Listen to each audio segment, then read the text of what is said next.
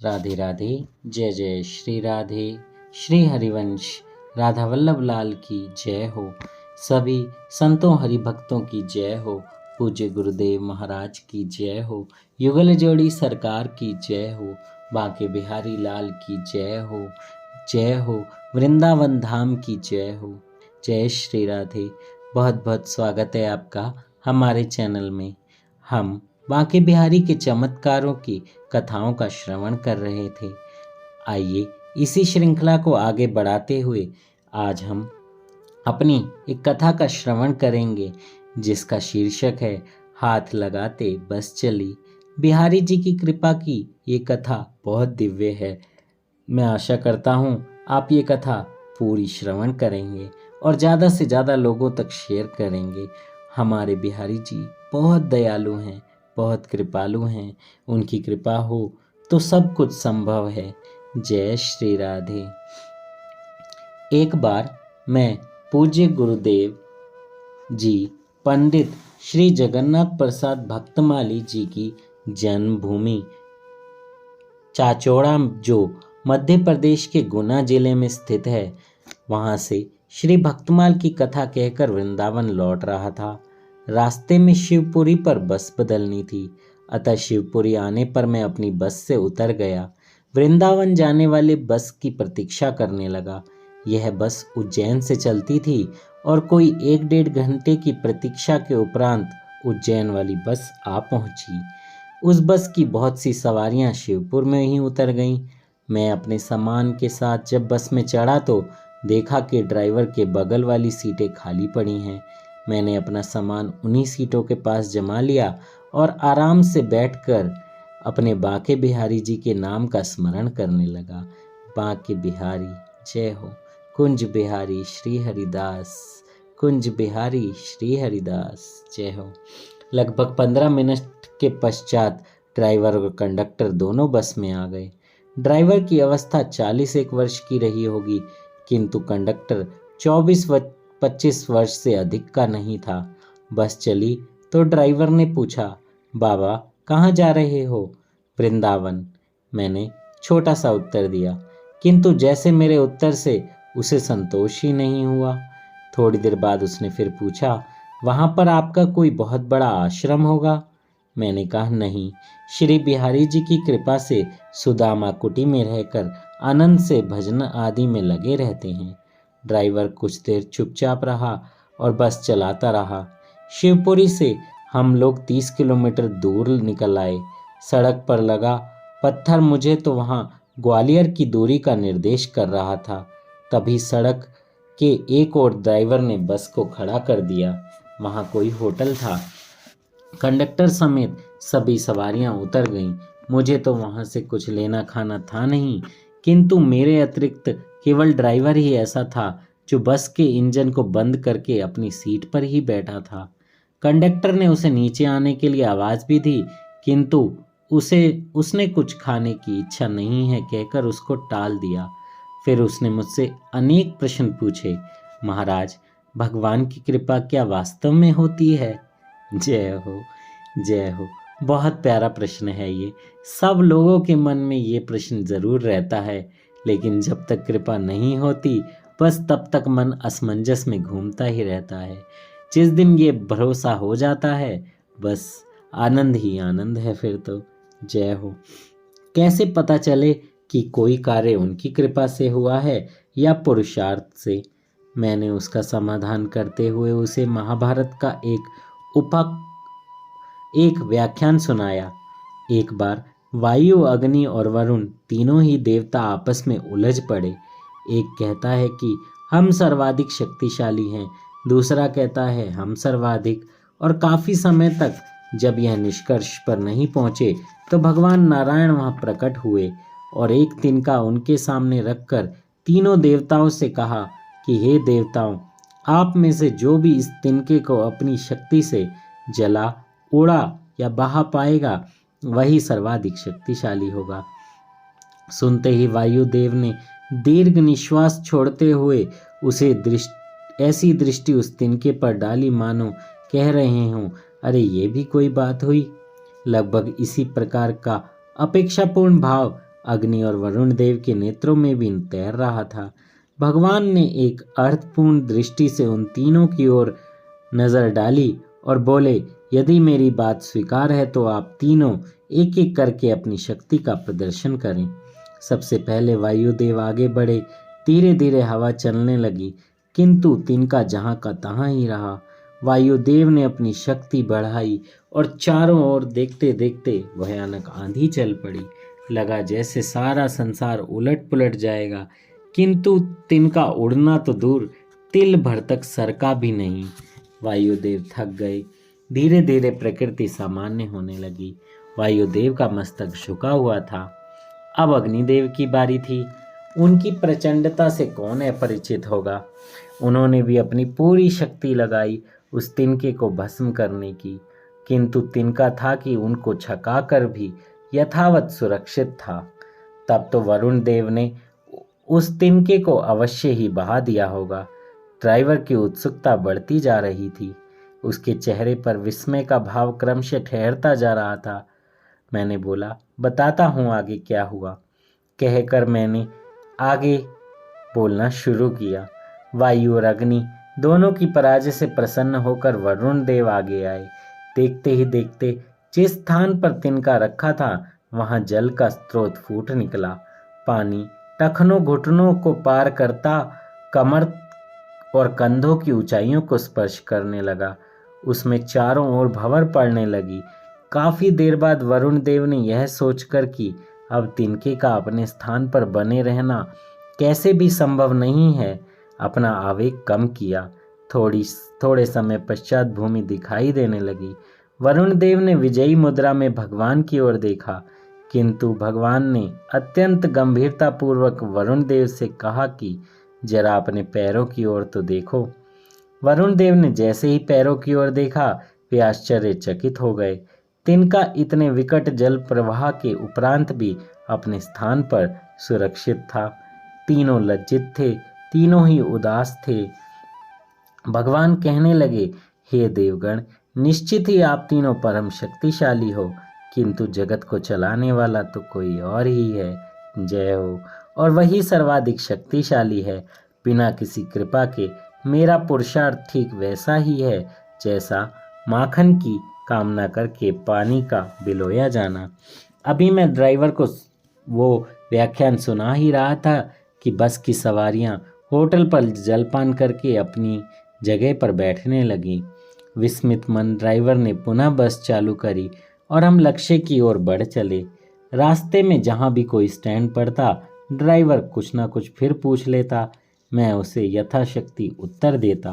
बिहारी जी की कृपा ही थी मेरे ऊपर ये भी कि मैं उसके प्रश्नों का उत्तर दे पा रहा था।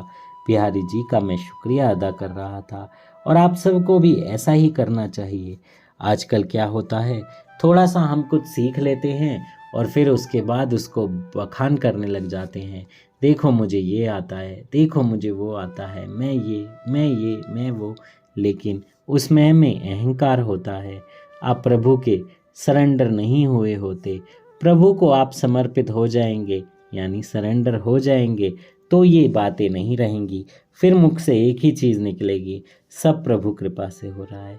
कुछ भी आप कर देंगे, अरे वाह प्रभु कृपा से ये हो गया, अरे वाह प्रभु ने मेरा साथ दिया, ये हो गया। तो ये बातें जब आपके अंदर आने लगेंगी तो सोचिएगा, विचार कीजिएगा, क्या थोड़ा सा अहंकार कम हुआ?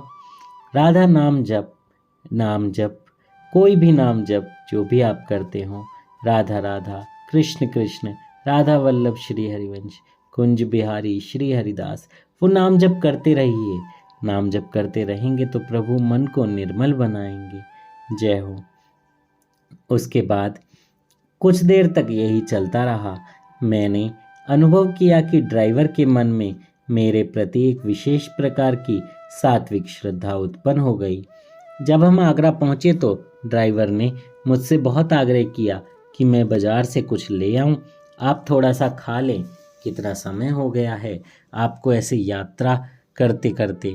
मैंने उन्हें बार बार समझाया, भैया हम स्वामी हैं, अपने हाथ से बनाकर ही प्रभु को भोग लगाते हैं, तभी प्रसादी ग्रहण करते हैं। तुम्हें बाजार से कुछ खरीदने की आवश्यकता नहीं। मेरा उत्तर सुनकर ड्राइवर तनिक गंभीर हो गया। मुझे लगा कि वह मेरे उत्तर से प्रसन्न नहीं है, किंतु मेरी भी विवशता थी। खैर, बस आगरे से आगे बढ़ी। आगरे से मथुरा और मथुरा से वृंदावन के मार्ग में निरंतर वह चुप बना रहा। उसने मुझसे किसी भी प्रकार की बात नहीं की। उसको मेरे कारण कष्ट पहुंचा, यह सोच सोचकर मैं भी अपराध बोध से दबा जा रहा था। मन की अजीब सी उलझन ने मुझे अपने में बांध लिया। एक स्थान पर हमारी बस अचानक खड़ी हो गई तो मैं चौंका। बाहर झांका तो वृंदावन के बस स्टैंड के बाहर बस खड़ी है। सभी सवारी अपना सामान उठाए नीचे उतर रही थी। मैंने भी सामान ठीक किया, बस से उतरने का उपक्रम करने लगा। तभी ड्राइवर की आवाज़ मेरे कानों से टकराई। महाराज, आप बैठे रहिए। मैंने एक बार उसकी ओर मुड़कर देखा और अपना सामान नीचे रख दिया। मैं यह समझने में असमर्थ था कि ड्राइवर स्टैंड आने के बाद भी मुझे बस में क्यों रोक रहा है। मैं कुछ पूछता तब तक ड्राइवर सामने शीशे से बाहर देखने लगा। धीरे धीरे जब सवारियां उतर गईं तो ड्राइवर ने मुझसे पूछा, महाराज, आप वृंदावन में कहाँ रहते हैं? मैंने कहा, सुदामा कुटी, साधुओं का सुंदर स्थान है, यमुना तट पर, बस वहीं पर। किंतु कोई खास बात नहीं है, ड्राइवर ने कहा। मैं आपको इसी बस से आपके स्थान तक छोड़कर पुनः वापस आ जाऊंगा। उसकी आवाज़ में एक ऐसी कातरता विद्यमान थी जिसने मुझे उसके आग्रह को टालने में असमर्थ कर दिया। फिर भी मैंने उसे इतना तो कहा कि अब वह अभी वृंदावन की कुंज गलियों से परिचित नहीं है। उसमें बस का निकलना अति दुष्कर होगा। रात्रि का समय था, बाजार बंद हुए देर हो चुकी थी, अतः सड़क प्राय सुनसान ही थी। बस स्टैंड से चलकर हम बस से ही रंग मंदिर के सामने होते हुए गोपीनाथ बाजार को पार कर लाला बाबू के मंदिर तक जा पहुंचे। मैंने ड्राइवर से कहा, भैया, बस अब तुम लौट जाओ, सारे दिन के चले हो, कुछ विश्राम भी कर लोगे। कल फिर बाबा महाकालेश्वर की नगरी के लिए प्रस्थान करना होगा, हमें यहीं उतार दो, हम पैदल चले जाएंगे, स्थान अब अधिक दूर नहीं है। किंतु वह ड्राइवर जैसे सुनने को कुछ तैयार ही नहीं था। बोला, मैं तो कब से आपकी सुनता ही आ रहा हूँ, अब आप कृपा करके मेरी प्रार्थना ना ठुकराएं। बस में आपको आपके स्थान तक छोड़कर फिर मैं लौट जाऊंगा। और श्री बिहारी जी की इच्छा मानकर मैं भी मौन हो गया। हमारी बस अब ज्ञान गुदड़ी में आ चुकी थी। ड्राइवर ने ज्यों ही उड़िया बाबा के आश्रम से बस आगे बढ़ाई तो अचानक ऐसी स्थिति में फंस गई कि वह ना तो पीछे जा सकती थी न आगे। थोड़ी देर तो ड्राइवर प्रयत्न करता रहा, किंतु तभी बस का इंजन बंद हो गया। ड्राइवर ने बोनट खोलकर पड़ताल करी। उसके माथे पर पसीने की बूंदें भी उभर आईं। जिन्हें पहुंचते हुए बोला, महाराज, लगता है बैटरी भी डाउन हो गई है, अब मैं क्या करूं? प्रातः मुझे यह बस लेकर लौटना है। यदि मैं बस के खराब होने की सूचना दर्ज करता हूं तो चेकिंग होने पर मैं अपराधियों को क्या उत्तर दूंगा कि बस यहाँ कैसे पहुंची? मेरी तो नौकरी चली जाएगी। उसके आंसू छलक आए। मैंने सहायता के लिए इधर उधर नजर दौड़ाई, किंतु दूर दूर तक कोई दिखाई नहीं दिया। कुछ विचार करने के उपरांत मैंने ड्राइवर से कहा, तुम चिंता मत करो, श्री बांके बिहारी जी के नाम का स्मरण करो, जय हो। वे ही इस कठिन घड़ी में हमारे सहायक हो सकेंगे। विपत्ति में जब कोई इन्हें सच्चे हृदय से याद करता है, पुकारता है, तो वह अवश्य ही सुनते हैं, जय हो। ड्राइवर के पास भी और कोई चारा न था और उसने श्री बांके बिहारी के नाम का स्मरण आरंभ किया। तभी एक छोटा सा बालक ना जाने कहाँ से हमारे पास आकर पूछने लगा, हम लोग वहाँ क्या कर रहे हैं? जय हो, आ गए हमारे कृष्ण कन्हैया, हमारे बिहारी लाला, बोलो बांके बिहारी लाल की जय हो, जय हो। मैंने कहा कि लाला, हमारी बस यहाँ फंस गई है, ये बेचारे ड्राइवर हैं, कल बस को लौटाकर उज्जैन भी ले जाना है। क्या करें, कुछ समझ नहीं आ रहा। बस श्री बांके बिहारी जी का ही आसरा है, वे ही कोई रास्ता निकालेंगे। बालक मंद मंद मुस्कुराया। ड्राइवर से कहने लगा, तुम जरा बस को स्टार्ट तो करो, मैं और बाबा तुम्हारी बस को धक्का लगाकर निकालने का प्रयत्न करेंगे। ड्राइवर बेचारा एक बार और कोशिश करके देख ली जाए, ऐसा सोचकर अपनी सीट पर जा बैठा। मैं और वह बालक दोनों बस को पीछे की ओर धकेला देना शुरू कर दिया, किंतु आश्चर्य, बस तो बिल्कुल ऐसे आगे को सरकी जैसे कोई हल्का फुल्का डब्बा सरक रहा हो। देखते ही देखते चलने भी लगी बस सड़क पर, और बालक उसी धक्का लगाने में ही कहीं गुम हो गया। ऐसा अदृश्य हुआ कि ना तो मैं उसे देख पाया और ना ही वो ड्राइवर। मैं सोच रहा था यह बालक ज्ञान गुदड़ी का निवासी कोई ब्रजवासी बालक ही होगा, किंतु मेरा अनुमान गलत निकला। अब मेरी समझ में आया कि फंसी हुई बस को निकालते समय इतनी हल्की कैसे हो गई थी। जिसे सहायता को पुकारा था वे ही श्री बांके बिहारी हमारी सहायता कर वापिस जा चुके थे, और हम थे कि उन्हें पहचान भी नहीं पाए। जय हो। यही होता है हमारी आंखों का पर्दा, और इस पर्दे को कैसे हटाना है वही हम सब कहते हैं। सारे गुरुजन, सारे महात्मा जन, सारे संत जन, सारे गुरुदेव, आचार्य, प्रभु ने भी यही कहा है, मेरा आश्रय, मेरा नाम जप, मेरा कीर्तन, मेरा स्मरण सच्चे हृदय से करोगे तो मैं वहाँ प्रकट हो जाऊंगा। जय हो, जय हो। और बांके बिहारी जी सहायता करके वापस जा चुके थे। देखो, मैंने कहा था ना कि श्री बांके बिहारी जी महाराज हमारे योगक्षेम का निरंतर निर्वाह करते हैं। हम जो कुछ भी हैं उन्हीं की कृपा से हैं, उन्हीं की इच्छा से। मैंने ड्राइवर से कहा, भैया अब तुम यहीं से वापस चले जाओ, यही प्रभु की इच्छा है। ड्राइवर तो जैसे कृतकृत्य हो गया था यह नज़ारा देखकर। उसने कहा, महाराज आपकी कृपा से आज मुझे यह सौभाग्य प्राप्त हुआ। मैं आज के उपरांत मांस मदिरा का सेवन कभी नहीं करूँगा। और उस दिन से उसके जीवन में एक परिवर्तन घटित हुआ। श्री बांके बिहारी जी के श्री चरणों में उसकी दृढ़ निष्ठा हो गई।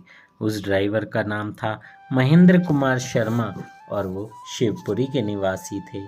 जय हो, जय श्री राधे। कितना अद्भुत चमत्कार होता है ना। हमारे पूर्व जन्म के अच्छे कर्म जब जागृत हो जाते हैं तो प्रभु हमें ऐसे ही दर्शन दे देते हैं, ऐसे ही हम भक्ति में आगे बढ़ जाते हैं। आपने देखा होगा कुछ भक्तों को, कुछ वैष्णव जनों को जो पहले ऐसे होते हैं कि किसी की बात ना सुनते हैं ना मानते हैं, लेकिन फिर अचानक से ऐसा कुछ हो जाता है कि वो भक्ति में इतने आगे हो जाते हैं कि हमें लगता ही नहीं कि यार ये कभी ऐसा भी कर सकता था। तो ये सब पूर्व के शुभ कर्म जागते हैं। इस जिंदगी को सफल बनाने के लिए भगवान एक मौका सबको देते हैं, और उस मौके को कभी गवाइएगा नहीं। डेली 20 से 25 मिनट राधा नाम जप, कृष्ण नाम जप, हरि नाम कीर्तन, कथा श्रवण, संतों की कथाओं का श्रवण जरूर कीजिए। उससे आपके पापों का क्षय होगा और पुण्य जागृत होंगे। जय श्री राधे। श्री हरिवंश। कथा कहने में मुझसे कोई त्रुटि हुई हो तो मुझे क्षमा कीजिएगा। जय श्री राधे, जय श्री हरिवंश।